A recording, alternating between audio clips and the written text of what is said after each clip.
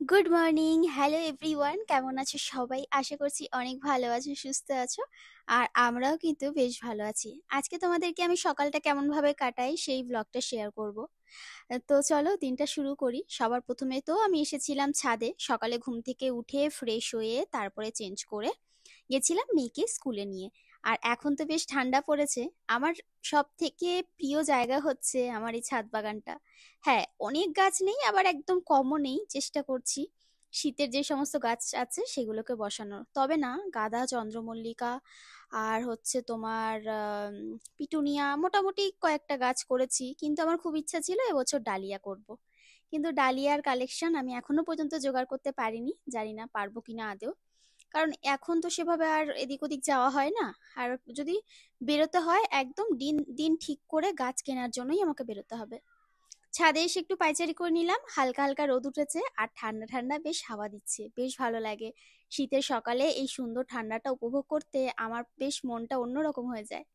কত রকমের ফুল ফুটেছে। আমি দোতলা ছাদ থেকে চলে আসলাম একদম তিনতলার ছাদে। এসে দেখো এই গাছগুলোকে একটু পরিচর্যা করছি। এত সুন্দর হয়েছে। ড্রাগন গাছের পাশ থেকে মা পালং শাকের দানা ছড়িয়েছিল 3-4টে র্যাকের ক্যারেটের মধ্যে। সব কটাতেই মোটামুটি হয়েছে। তবে না, দুঃখের বিষয় এখনো পর্যন্ত ধনেপাতার সেরকম গ্রোথ হয়নি, একটু একটু করে হয়েছে। ঘরে চলে আসলাম, ঘরে এসে রান্নাঘরটাকে সুন্দর করে একটু পরিপাটি করে গুছিয়ে নেবো ভাবছি।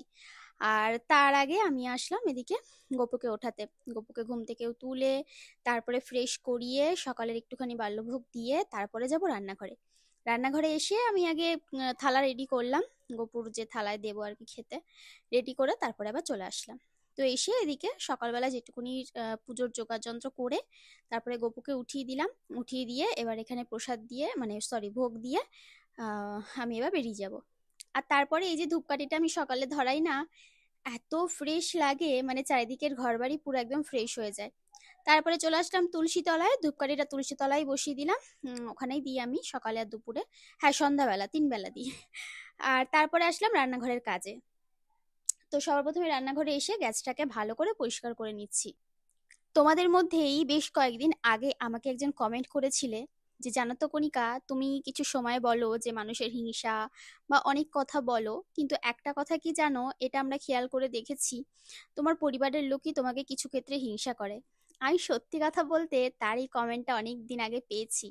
পাওয়ার পরে না সেই তবের থেকে ভেবে যাচ্ছি, আর এটাও ভাবছি তোমাদের সাথে এই কথাটা শেয়ার করব কিনা। কারণ এই প্রশ্নটা আমার, যে এই কমেন্টটা করেছো আমার তাকেই করার, যে তুমি কার মধ্যে এই ব্যাপারটা দেখেছো। আমি বিশ্বাস করো কাউকে না এই নজরে দেখি না। আর আমার তো জানা নেই যে আমাকে এই পরিবারের কেউ হিংসা করে কিনা। কারণ আমাকে সবাই নিজের বলে মনে করে। আমার 2 ননদ, তারা নিজের বোনের মতো ভালোবাসে। আর রইল আমার শাশুড়ি মা, আমার এই ফ্যামিলির কথাই বলছি, আমার শাশুড়ি মা তারা তো সবাই প্রত্যেকে ভালো। আমার শাশুড়ি মা, তার মানে তার মতো তো হয়ই না কেউ। কি বলবো, তার আমার যে বন্ডিং সেটা তো পুরোপুরি টোটালি আলাদা। তো সেই জায়গা থেকে আমি কখনো মানে চোখেই দেখিনি এইগুলো। আর তারপরে রইলো আর বাকি যারা আমার যা ভাসুর, তারা তো থাকে আলাদা বাড়িতে।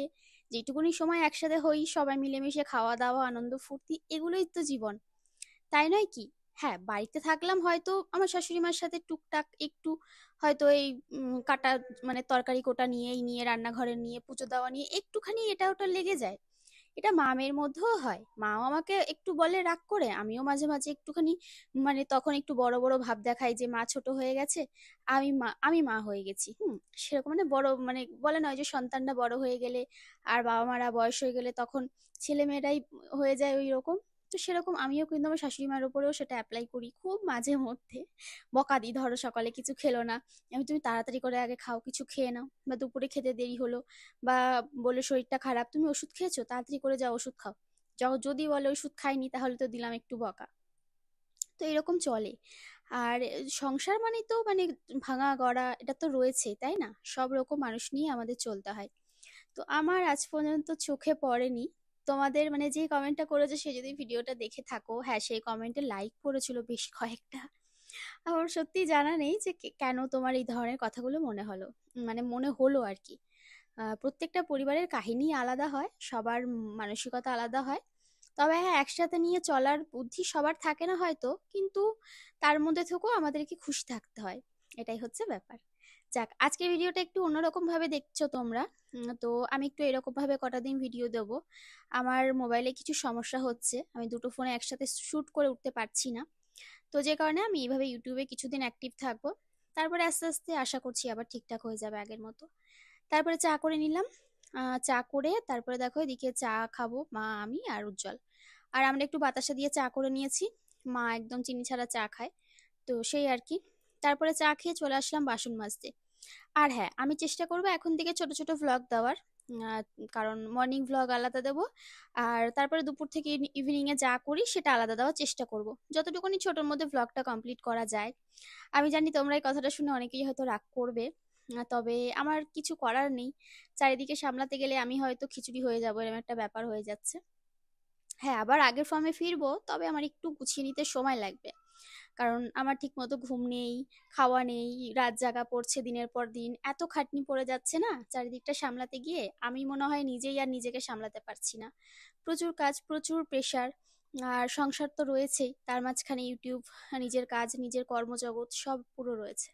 তো চলো, এই ছিল আজকের একটা ছোট্ট ব্লগ। তোমাদের কেমন লাগলো অবশ্যই কমেন্ট করে জানিও, একটা লাইক করো, কমেন্ট করে দিও। সকলে ভালো থেকো, টাটা।